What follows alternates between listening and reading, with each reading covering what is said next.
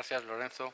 Bueno, como en mi descargo diré que lo primero que me encontré al llegar al Museo Naval es que realmente parece... ¿Se oye? Sí. Acércatelo un poquito más. Sí. Ahí. Bien, pues decía que la verdad es que al llegar vi con sorpresa que a los colegios les enviaban cuadernillos de trabajo y tal sobre la derrota de Trafalgar. Y digo, hombre, pero bueno, no tendremos cosas que celebrar los españoles, ¿no? Y bueno, pues a partir de ahí cambiamos un poco la visión de la jugada que se dice y realmente hay muchas cosas de las que tenemos que estar orgullosos y que hay que contar. Se oye bien, ¿no? No.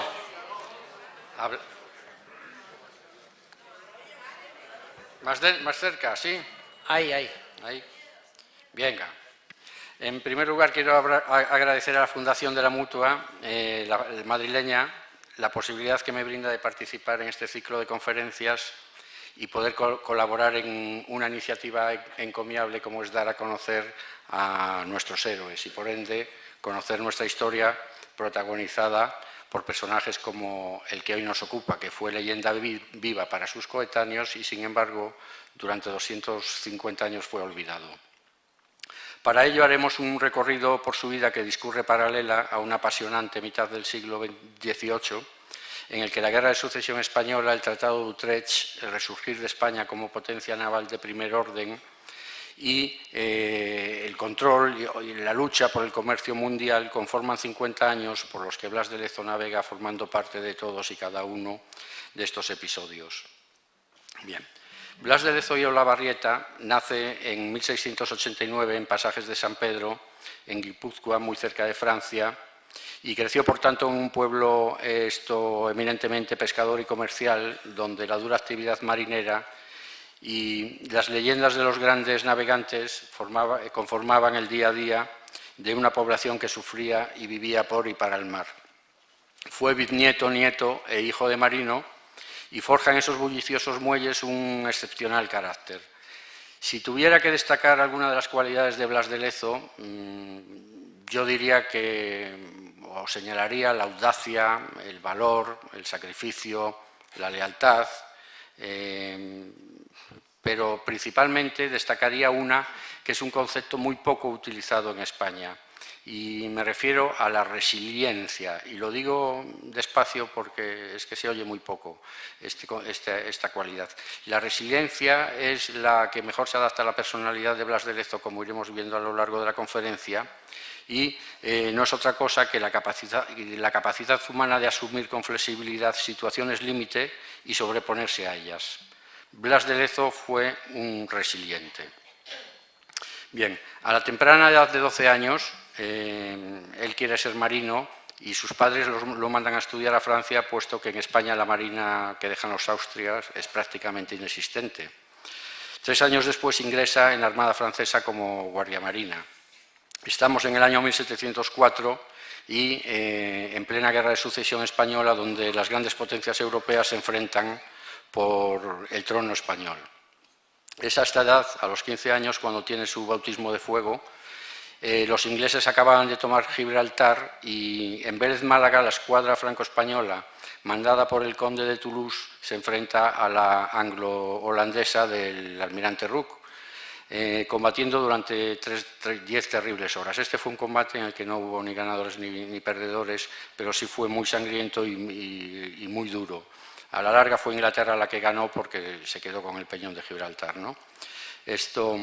Será en este escenario donde una bala de cañón le destroza la rodilla, la pierna, a la altura de la rodilla izquierda, y es tanto el valor demostrado en el hecho que el mismísimo conde de Toulouse, como hecho excepcional, lo promovió alférez de bajel de alto bordo, y el propio Felipe V, enterado de la entereza y el valor de este hombre, le concede una merced de hábito. La merced de hábito pues era una especie, era un honor que se daba para ingresar en las órdenes militares y así poder acceder a puestos en la administración o al servicio de la corona. Pero Blas de Lezo era un resiliente, se pone una pata de palo y vuelve a pisar madera de barco. Los 3 siguientes años, una vez recuperado de sus heridas, embarca y participa en bueno, pues una cantidad de acciones, rompiendo el bloqueo que los ingleses sometían a Peñíscola y Barcelona. Blas de Lezo era un martirio para los ingleses, pues permanentemente se colaba, rompía esos bloqueos y daba ayuda a las tropas leales a Felipe V. En el fuerte de Santa Catalina, en el año 1707, defendiendo los intereses franceses en Toulon, en el puerto de Toulon,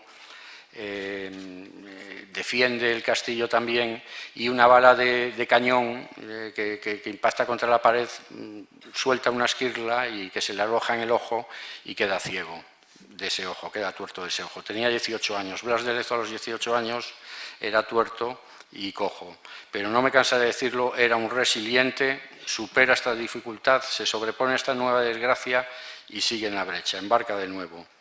Los tres siguientes años él sigue combatiendo contra los ingleses, captura numerosos barcos, recibe 9 heridas más, debían ser pequeñas porque no hace mucha mención, y en el año 1910, a la muerte del emperador José I de Austria, bueno, pues Inglaterra, al nombrar al archiduque Carlos, el otro pretendiente al trono español, bueno, pues Inglaterra no ve con buenos ojos este nuevo reparto de poder y empieza a negociar con Francia lo que sería el Tratado de Utrecht. En 1712 pasa al servicio de la Armada Española y a las órdenes del almirante don Andrés de Pes, y son tales los certificados del servicio que da a su majestad el rey de Blas de Lezo que lo ascienden a capitán de navío a los 23 años. Hay que decir que, bueno, para los que no lo sepan, capitán de navío es un empleo en Armada que es equivalente al de coronel, es decir, con 23 años era cojo, tuerto, pero capitán de navío, ¿no? Un fiera. Bien, llegamos a 1713, que estamos en el Tratado de Utrecht, se reconoce a Felipe V como rey de España, se entrega Gibraltar y Menorca a los ingleses y un hecho muy importante que es la ruptura del monopolio comercial con las Indias al conceder a Inglaterra ventajas comerciales como fueron el asiento de negros y el navío de permisos. Me gustaría ahora explicar un poco bueno, pues el poder naval que tenía España en esa época, la importancia de las rutas comerciales que teníamos y bueno, pues el deseo de Inglaterra durante más de 200 años de hacerse con ese poder naval. Para ello vamos a ver un vídeo.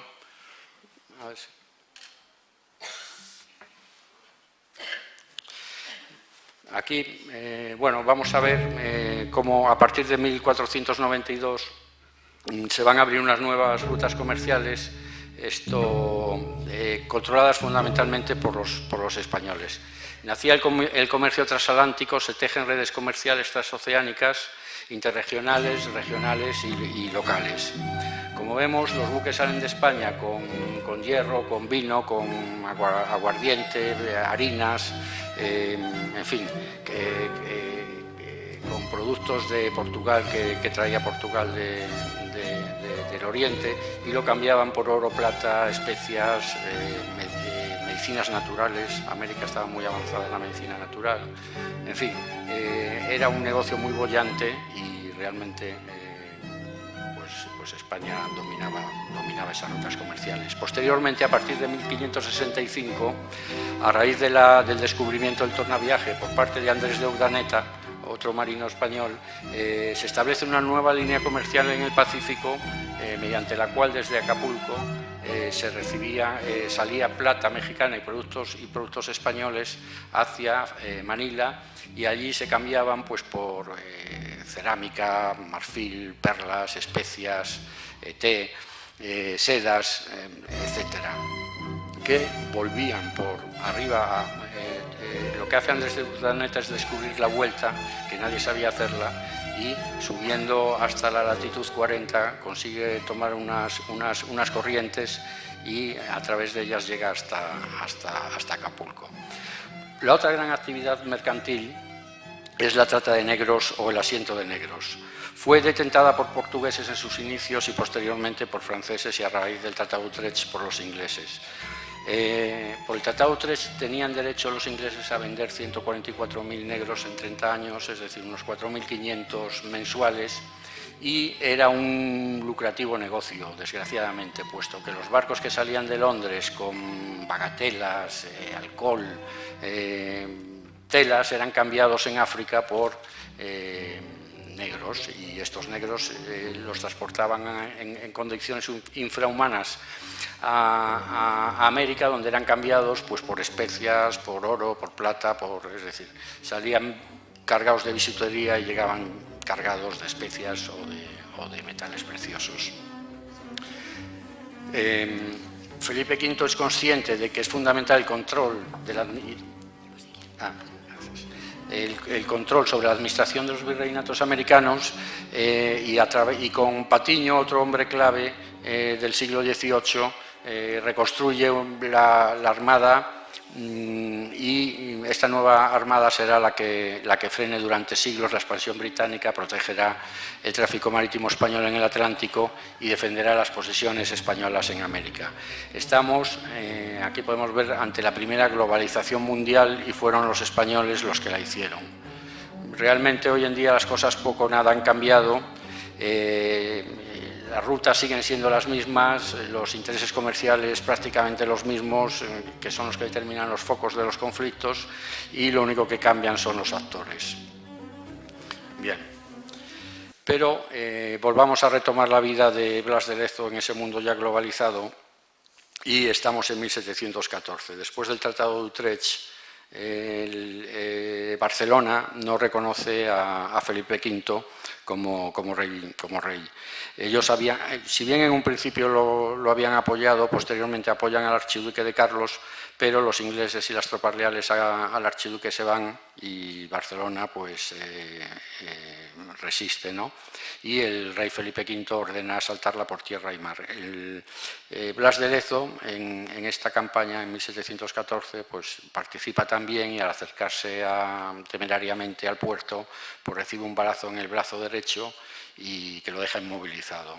Y tenía 25 años, cojo, tuerto y manco. Y realmente digo que es un resiliente porque hay que ver a un hombre así en un barco en esa época, sin estabilizadores, sin propulsión mecánica, y tiene que ser muy duro para un hombre vivir en barcos como los de la época, ¿no? Bien, ese año viaja a Italia con la escuadra que tiene que traer a la segunda mujer de Felipe V, la reina Isabel de Farnesio, y yo diría que esta fue la única misión en la que fracasó, porque al segundo día la reina solicita desembarcar. No se sabe si fue porque se mareaba o porque la buena señora, al ver a este imponente hombre al lado, debió pensar, a mí me dan fijo los ingleses, y desembarcó y se fue, hizo el resto vino a España por tierra, ¿no? En 1715 participa en la liberación de Menorca con el conde Fernán Núñez y, bueno, pues en lo que es el contexto europeo estaba un poco con el Tratado de Utrecht ordenado, y lo que hay que poner ahora un poco de orden es en la mar. Y nadie mejor que Blas de Lezo para poner orden. Entonces lo mandan al Pacífico, pasa primero por el Mediterráneo, donde causa espanto a los piratas por lo sorpresivo y los contundentes de sus ataques, ¿no? Llega al Pacífico con el mandato del rey de rehacer la Armada del Sur, y ahí realmente tiene muchos problemas con el virrey del Perú. No consigue sus objetivos, se enfada con el virrey, en fin, termina a bofetadas, ¿no? Incluso el virrey le forma juicio por incompetencia, y lo que es peor, no le abona sus emolumentos. Incluso hasta 20 años después solicita al rey que por favor le paguen ya de una vez, ¿no? En 1923, durante su estancia en el Pacífico, es nombrado general del Mar del Sur. En 1925 se casa con Josefa Pacheco, Josefa Mónica Pacheco, una criolla de allí, de Lucumba, y con la que tiene 7 hijos. Finalmente, en el año 1730, ya desesperado con la actitud del virrey, decide regresar a España y pide su relevo. Llega en el año 1731 a España y Patiño, sabedor de su valía, no solo no le da la jubilación, digamos, sino que le asigna el mando de la escuadra del Mediterráneo, donde participa en las expediciones de Orán y de Génova. En la de Génova, pues se dice que él entra en el puerto y reclama bajo amenaza, que es una temeridad, lo que hace pues 2 millones de pesos que se le adeuda al monarca. Con esos 2 millones de euros, perdón, de escudos.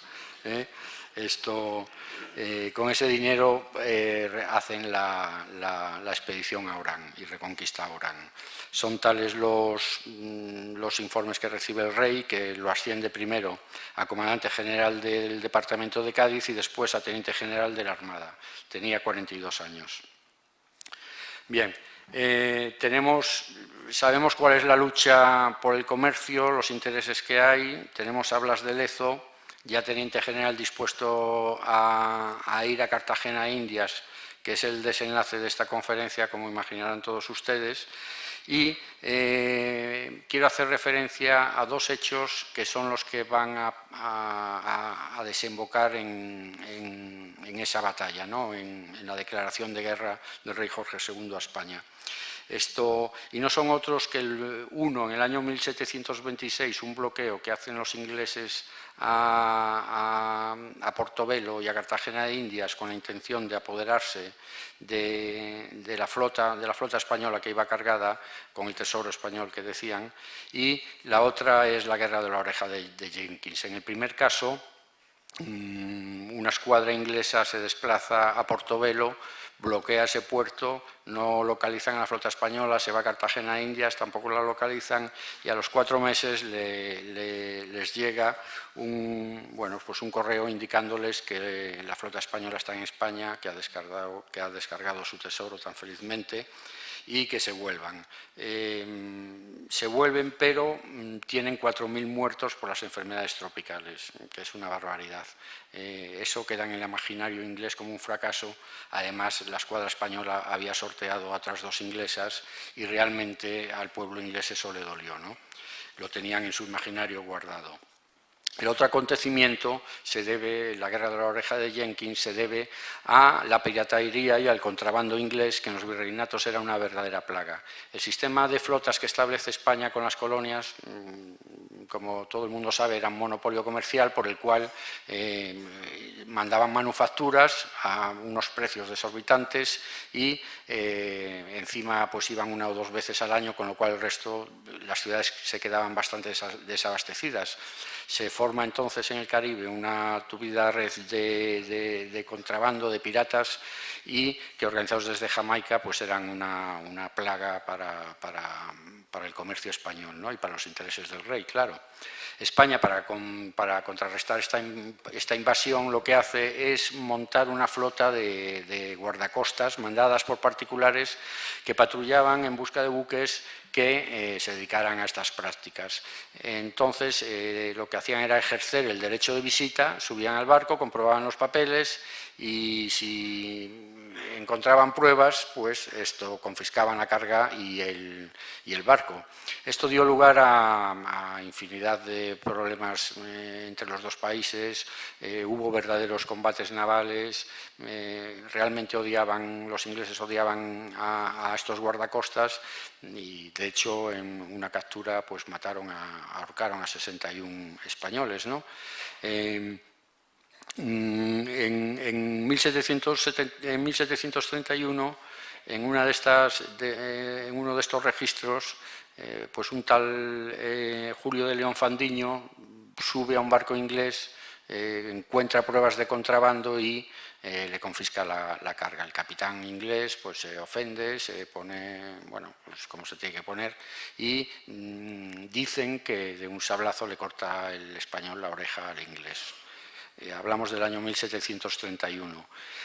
Sospechosamente, en el año 1738, 7 años después, aparece en el Parlamento inglés un tal Robert Jenkins, que dice ser el capitán de ese inglés al que le cortaron una oreja con un tarro, con la oreja dentro ahí en formol, y acompañado de un parlamentario que era el almirante Vernon, que manejaba como nadie pues la comunicación, y llevó a ese señor, arengó a las masas con la prensa a su favor, se hace una campaña mediática terrible y consigue que el rey Jorge II declare la guerra a España el 30 de octubre de 1739. El objetivo ahora es, bueno, hay que decir que Robert Walpole, presidente de la Cámara del Parlamento inglés, en sus memorias dice que a un tal Jenkins, al que él conocía, al que le decían que era el del barco inglés, cuando lo enterraron le encontraron las 2 orejas bien puestas en su sitio. El caso era declarar la guerra. Bien, el objetivo ahora es cortar el comercio y apoderarse de las líneas comerciales, y apoderarse para ello necesitan tomar Cartagena de Indias. Sí me gustaría ahora ver, bueno, para hacer como la parte final nos vamos a centrar en el combate, sí me gustaría poner un vídeo donde se va a recrear a Cartagena de Indias, y tengo que agradecer a Parathonion, que es una productora que me ha cedido cortésmente las imágenes para ponerlas aquí. Es una reproducción de Cartagena de Indias en el año 1741, hecho con planos originales. La verdad es que es una maravilla.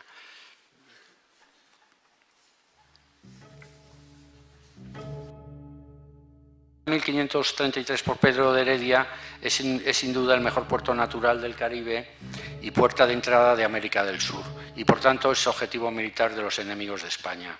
Los barcos arribaban por Boca Grande, por lo que las defensas estaban bueno, pues en la Ciudadela, en Gigimaní, Cerro de la Popa, Manzanillo, Castillo, pero en 1640 2 barcos se hunden en Boca Grande formando lo bloquean y los barcos tienen que entrar por Boca Chica, donde las corrientes han formado una canal que permite el paso de barcos de gran tonelaje, ¿no? los grandes navíos. Vemos ahí Cartagena de Indias y el arrabal de Getsemaní, que estaban amuralladas. Esta es la entrada de Boca Chica, donde ponen el castillo de San Luis de Boca Chica, la batería de San José en esa isla, y rodean la costa de baterías, ¿no? Aquí es donde se va a formar la primera línea del combate de la defensa de Cartagena de Indias. La segunda línea de esa defensa de la ciudad la forman este castillo grande de Santa Cruz y el castillo de San Juan de Manzanillo. La preocupación de Blas de Lezo durante estos 3 años fue armar bien los castillos, los fuertes, mejorar su artillería, pertrecharlo de municiones, porque estaban muy abandonados. Los virreyes realmente y los gobernadores se ocupaban poco de las defensas, y dotarlos de víveres para largas campañas. Este es el castillo. Bueno, vemos que hasta la profundidad es la que vienen en los planos de los años 1741, y la verdad es que es una reproducción en 3D que es una maravilla. Este es el de San Juan de Manzanillo. Y decir que la construcción, también es verdad que hay que hacer una mención a la construcción militar española de la época. Teníamos los ingenieros militares, unos ingenieros militares punteros, y por Cartagena de India pasaron Antonelli, Juan de Tejada, Cristóbal de Roda, Juan de Herrera y Sotomayor y Antonio Arévalo, entre otros, dejando su sello y haciendo unas fortificaciones que hicieron de Cartagena de Indias una ciudad infranqueable. El último obstáculo para conquistar la ciudad era tomar este castillo, San Felipe, el castillo de San Felipe de Barajas. Estaba en el cerro de San Lázaro, y era la única manera que podían tener los ingleses de entrar en la ciudad, pues de bombardear la ciudad y conseguir su rendición, puesto que por mar era prácticamente imposible acercarse a las costas, ya que la ciudad estaba amurallada. Allí tenemos el castillo de San Felipe como está en la actualidad. Digo que por mar era imposible por las corrientes y entonces la única manera era tomar la ciudad por esta zona, ¿no? Bien,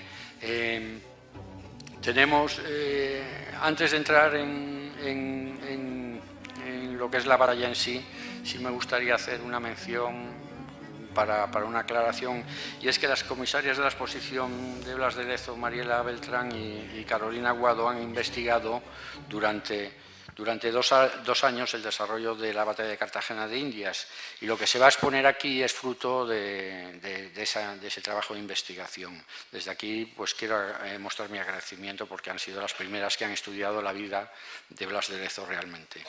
Y lo digo porque este personaje ha sido elevado a la categoría de personaje mediático. Y entonces, bueno, se han escrito muchas novelas, por las redes circulan historias de todo tipo, en fin, se dicen muchas cosas y la verdad que todo lo que se va a decir aquí pues está documentado. Lo demás puede haber ocurrido o no, pero desde luego de momento no hay constancia documental. Bien, si ponemos la gráfica,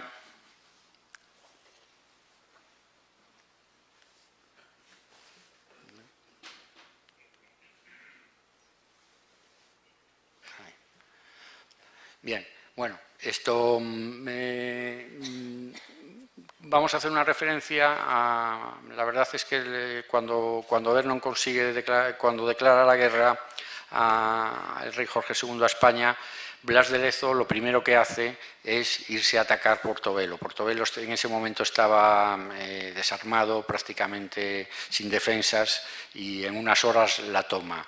Vuelve, él sabía que en el imaginario inglés todavía estaba la derrota del año 26, no fue una derrota, sino una fracasada campaña con 4.000 muertes, y en Londres estalla en júbilo, lo reciben como héroe, componen de hecho el himno británico en su honor y consigue los fondos necesarios para montar pues, lo que se ha dicho que es la mayor armada que se fletó hasta la época. Hablamos de unos 100, las cifras varían, pero bueno, unos 180 barcos, 190 barcos ingleses con 25.000, 30.000 hombres, la mitad dotaciones, la otra mitad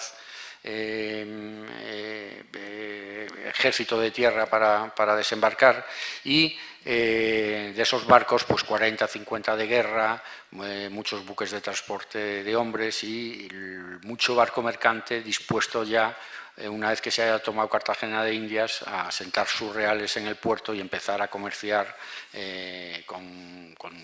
bueno, pues a hacerse dueños de las líneas comerciales.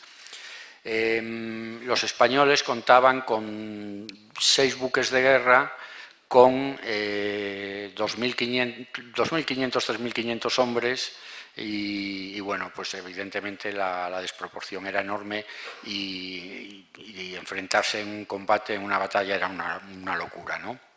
Entonces, a mi juicio, lo que hay ahí son 2 factores determinantes que van a decidir la derrota en un caso y la victoria en otro. La rivalidad, esos factores son la rivalidad entre Vernon y el almirante al mando de las tropas de tierra, Wentworth, y el triunfo o la rivalidad imponiéndose la estrategia de Blas de Lezo sobre la del virrey Sebastián de Eslava. En ambos casos hay que decir que Sebastián de Eslava era un militar de muchísimo prestigio, hizo campañas fantásticas, pero bueno, tenía una mentalidad terrestre y Blas de Lezo marina, ¿no? En el caso inglés pasó lo mismo y ese tradicional enfrentamiento entre la Armada y Ejército va a ser en parte el que determine el resultado del combate de Cartagena de Indias. Esto, en el caso inglés, esta rivalidad les costó la derrota, y en el caso español a Blas de Lezo le va a costar ser denostado por el virrey Sebastián de Eslava y morir desposeído de su mando y sin el reconocimiento merecido por tal victoria. Bien, la estrategia, pues bueno, muy fácil, la de Vernon, pues como diría Luis Aragonés, ganar, ganar, ganar, ganar y ganar. la del virrey Sebastián Eslava, resistir hasta morir, ¿no? ¿Por qué? Pues porque aquí hay un factor que va a ser determinante y va a ser el que va a inclinar la balanza a un lado o a otro, ¿no? Y es el tiempo. Tanto Blas de Lezo como Vernon sabe que una flota tan grande va a tener muchísimos problemas de abastecimiento, muchísimos problemas con la alimentación, con el agua. Las enfermedades por escorbuto, que era la falta de vitamina C, van a empezar a aparecer y cada día, cada hora que pasa va a influir en el desarrollo final. Por otra parte, Blas de Lezo también sabe que en marzo, abril, las lluvias van a despertar un batallón pues, que va a ayudar al triunfo, y es el batallón de mosquitos portadores de la fiebre amarilla. Entonces, sabiendo esto, bueno, pues lo que hace Blas de Lezo, ahí vemos en la gráfica vemos 3 líneas rojas, una en Boca Chica. Esta línea roja es la primera línea de defensa en donde el castillo de San Luis va a tener una función determinante. La segunda línea entre los dos castillos que hablamos antes, de Santa Cruz y de Manzanillo, y luego una tercera línea que es alrededor de Cartagena de Itias, con el castillo de San Felipe aquí, que era el objetivo final. Blas de Lezo lo que hace es, bueno, hay que decir que los ingleses hacen primero un amago de desembarco por la Boquilla, que era por donde el virrey Sebastián de Eslava se creía que iban a desembarcar. Blas de Lezo prepara la defensa en Boca Chica. A ver, es que así estoy mejor. Bien, el 18 de marzo empiezan los ataques. Como digo, hacen un amago en la Boquilla y enseguida se vienen a desembarcar en Tierra Bomba. ¿Por qué? Vernon y Blas de Lezo saben que por aquí va a ser muy difícil entrar. De hecho, los combates duran casi 2 semanas y lo que hacían los ingleses era poner aquí 4 o 5 barcos y empezaban a repartirse estopa, pum, pum, pum, pum, desde aquí, desde el fuerte de San Luis, y realmente pues le causaba mucho daño, a los ingleses les causaron mucho daño. Y de hecho, bueno, fueron 16.000, dice Blas de Lezo, que recibieron 16.000 cañonazos y 8.000 bombas de mortero. Esas bombas de mortero son las que determinan, las que destrozan el castillo de San Luis cuando desembarcan los ingleses en Chamba y desde aquí, pues con fuego de mortero, machacan el castillo de San Luis y después de dos semanas lo tienen que abandonar. Ahí empiezan las primeras desavenencias entre Blas de Lezo y Sebastián de Eslava, porque Blas de Lezo le exige que tale toda esa parte de bosque porque sabe que van a entrar por ahí y una vez que se instalen los ingleses ya el castillo no tiene defensa y lo pierde, como así ocurre, ¿no? Intentan hundir estos barcos, los intenta hundir Blas de Lezo. Esto es una cadena que pone entre San José y San Luis para que no pasen los barcos. Cuando los ingleses a las 2 semanas toman el castillo de San Luis, intentan hundir estos 4 barcos, pero realmente no lo consiguen porque bueno, un barco estalla por fuego, le pega el fuego a los demás, en fin, fue un pequeño desastre y no consiguen hundirlos. Ahí es cuando rompen la primera línea y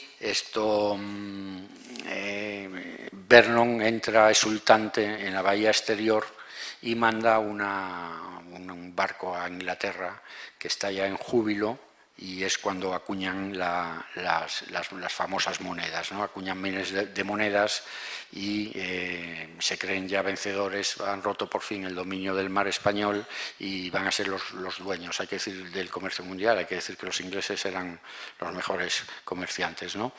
Esas monedas, como dijo Cesario Fernández Duro, van a ser el perpetuo testimonio del mérito de Lezo suministrado por sus enemigos. Aquí, en esta bahía exterior, entre que se solazan, digamos, se recrean en la Victoria y los mosquitos portadores de la fiebre amarilla empiezan a hacerles daño. Realmente en esa época pues había muchos desertores y les llega a los españoles el conocimiento que la enfermedad del escorbuto está empezando a dañar, a hacer mella en las dotaciones y que empiezan los primeros casos de fiebre amarilla. Por tanto, Vernon se ve en una situación, detecta una situación peligrosa y exhorta a su general Wentworth a que ataque de una vez por todas, que rompa la segunda línea y ataque el Cerro de la Popa. Wentworth dice que sin el apoyo naval es imposible, puesto que realmente antes vimos, la vegetación era muy densa y mover por ahí artillería pues era prácticamente imposible. Entonces, Wentworth exigía que los barcos entraran en la bahía interior para darles apoyo, bombardear las defensas españolas, ellos poder instalarse, poner artillería y atacar con artillería las posiciones españolas. Vernon dice que Nainai de la China porque ya le han hecho mucho daño y que no entra ahí, que no entra. Total, la bahía empieza a poblarse de cadáveres, empieza a haber deserciones, las tropas del ejército de tierra inglés reclamaban porque decían que los marineros eran alimentados mejor, ellos estaban ya pasando sed, hambre, en fin. Vernon ve que hay peligro, mucho peligro, y ordena un ataque a la desesperada a Wentworth, al castillo de San Felipe. Bien, ha pasado un mes y las bajas empiezan a ser ya muy preocupantes y se lanzan al ataque del castillo de San Felipe. El castillo de San Felipe vimos antes que estaba encima de una pequeña montaña y solo tiene un punto de acceso. Los ingleses quieren atacar por la noche y con el efecto sorpresa sorprender a los españoles. Claro, los españoles esperan, de las 3 columnas que mandan los ingleses, solo llega una, las otras 2 se pierden y la verdad es que el castillo de San Felipe era inexpugnable, masacran a los ingleses empujados desde atrás por sus oficiales llegan a las murallas, ponen las escalas. Parece ser que los españoles tuvieron la ocurrencia de cavar alrededor de los muros y, claro, las escalas no llegaban, con lo cual, realmente masacraron a las tropas inglesas. Salieron los españoles, porque hay que ver cómo estaban ya de hartos de bombas, y hacen una carga bayoneta calada que causa el terror entre los ingleses, que no les queda más remedio que ir para atrás y volver a embarcarse en los barcos. Vernon, a partir de ahí, sabe que ha perdido el combate, que ha perdido la toma de Cartagena de Indias, sabe que su general no va a volver a atacar si él no entra en la bahía interior. Cada vez que asoma un poco, pues los ataques y las defensas españolas echan para atrás sus barcos y, a pesar de todo, sigue un mes más bombardeando la ciudad, castigándola, pues por si ocurría un milagro, porque está claro que no se iban a rendir. Y a partir de aquí, lo que ocurre es que Vernon se retira, intenta pasar por Cuba, hacerse con el control de la isla, desembarca otra vez con las tropas, pero nuevamente es rechazado por los españoles y al año llega a Inglaterra derrotados, en la mitad de la flota, los familiares preguntando que dónde estaba la gente, y ahí es cuando el rey Jorge II se da cuenta de la tremenda derrota que ha sufrido y prohíbe a sus historiadores hablar nunca de este hecho episódico, ¿no? ¿Qué ocurre en Cartagena de Indias? Bueno, en Cartagena de Indias lo que ocurre es que el virrey Sebastián de Eslava sabe que Blas de Lezo ha escrito un diario, un parte de guerra, en el que día a día va anotando todos los problemas que tiene con él. En ese parte de guerra se demuestra que la estrategia de Blas de Lezo es la buena, que la del virrey Sebastián de Eslava era errónea, y queriendo subrogarse la victoria Sebastián de Eslava intenta secuestrar este diario y bueno, realmente lo que hace es denostar a Blas de Lezo. Como bien dicen las comisarias de la exposición, analizando lo más objetivamente posible las actuaciones del bando español, podemos concluir que la victoria sobre los ingleses fue posible gracias a un pequeño contingente de fuerzas comandadas por un grupo de hombres decididos a defender la ciudad hasta morir. El problema es que se quiso subrogar los laureles de la victoria Sebastián de Eslava, y lo consigue porque manda informes al rey Felipe V. El rey Felipe V, la verdad es que, bueno, pues que estaba ya bastante mal en esa época, le hace caso, le acusa de cobarde Eslava a Blas de Lezo, y el 21 de octubre llega una real orden por la cual el rey le suspende el mando y encima lo llama a España para que rinda cuentas. Afortunadamente, Blas de Lezo nunca fue consciente de esta ignominia, porque la medida disciplinaria le llegó cuando ya había muerto. Blas de Lezo, cuando termina el combate, cae enfermo.